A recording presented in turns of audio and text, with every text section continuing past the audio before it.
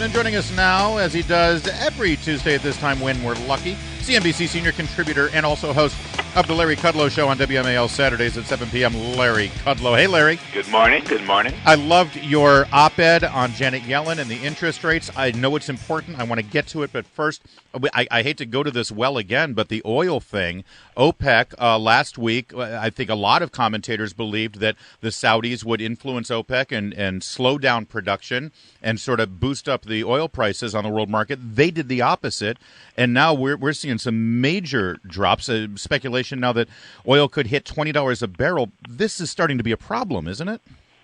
Well, it's a problem, I think, for the companies involved in oil production. Yes, but it's good for the rest of the economy. But haven't those companies involved in oil production here in America been a big part of the economic picture in the last 7 years and one of the few shining spots in this economy and helped America move down the road to energy independence? Well, the last part is true, energy independence. It might be surprising, but with all the boom in the oil patch and the fracking, it's not that big a part of the economy. In other words, the infrastructure is not that big, and the job creation is not that big. Now, some companies, particularly oil companies, they would like, they'd like you to believe that a gigantic part of the rise in employment and jobs, in the last 4 or 5 years came from oil. It's really funny. It's not. They're not big numbers. It's a small share of GDP. Capital infrastructure was a bigger issue. But, once the fracking was put in place, they're very mobile, they're very fast to change. It's a technological play. It's not really a old-fashioned manufacturing play the way it used to be. So I think, on the whole, if gasoline gets down to $1.50, all right, let's just put that out there. That's awfully good. That really helps consumers. And it also, incidentally, except for the direct oil producers, almost every other business benefits from this. So I'm not sure that I can agree with you on this. And look, I'm very dangerous for me to disagree with Larry Kudlow on issues like this. But let me just ask you this. The reason that the price of oil is down is because the Saudis have taken away all caps. And it's sort of the stated purpose of that strategy is to drive the U.S. oil industry into the dirt. They want to do away. They want to not have what has given us energy independence in this country, which is the shale oil. And there's something about that bothers me, that the reason we are seeing a benefit at the gas pumps is because the Saudis have a stated interest in driving the U.S. oil industry into the ground. Yeah, it's not going to happen. That part of it is a miscalculation. I, by the way, don't necessarily agree that there's cause and effect here. Remember this. Oil is a very competitive market. So inside and outside of OPEC, let's take the Saudis.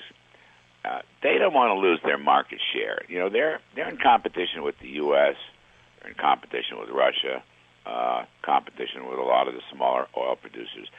If they cut back on production and get the price up, they may find that they're running up against big discounters throughout the industry. There are many kinds of oil. There's distillates, and then there's crude, and then, of course, the refining process for gasoline.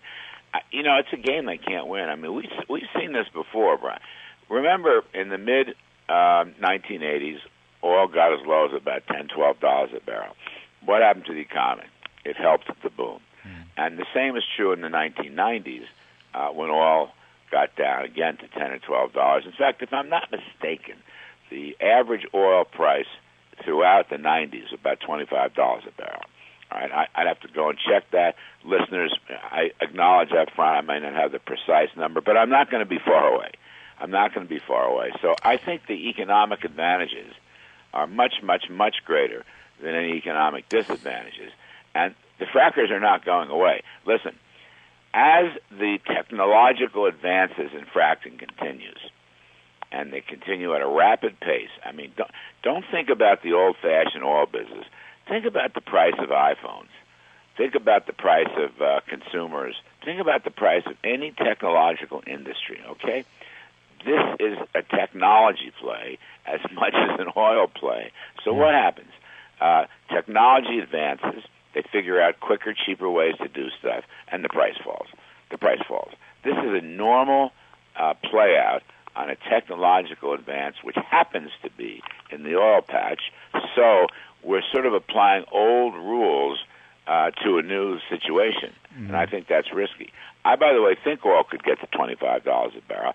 I think that the frackers themselves are getting hurt. Yes, I don't disagree with that, particularly the smaller ones.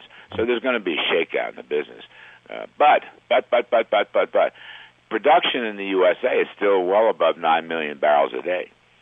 And oil's dropped from, 150 to 38. So they're still producing 9 million barrels a day or slightly more. And they're going to keep producing, and that's why the Saudis do not dominate the market anymore. This is a true global free market. And at the margin, in terms of technology development, stands the U.S., my friend Harold Hamm, Natural Resources, Continental Resources in North Dakota. He's up there. They're going to be able to produce profitably at $25 a barrel. Profitably. It may take them, a year or two to get there, but that's where they're going. Larry Kudlow, we got to leave it there, but I do love your article on Janet Yellen and the Fed. I encourage everyone to go to CNBC.com. The headline is Why Janet Yellen is Wrong by Larry Kudlow. Read it, share it. It's good stuff. Larry Kudlow, thanks for joining us, sir.